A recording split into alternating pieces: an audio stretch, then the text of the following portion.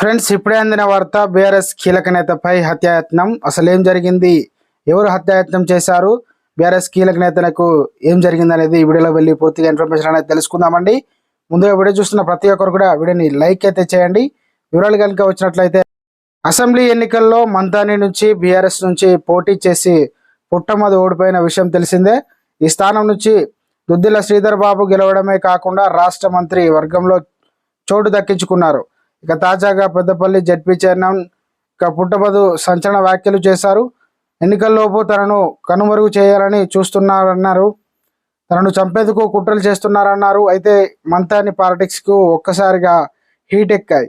Kamanpur ZPTC ఇక గెలిచిన Puttamadhu ZP చైర్మన్గా, మందని మున్సిపల్ చైర్పర్సన్గా పుట్ట శైలజ పదవుల్లో కొనసాగుతున్నారు. వీరిని ఎలాగైనా గద్దె దించాలని యోచనలో వ్యూహాలకు కాంగ్రెస్ పదును పెట్టింది.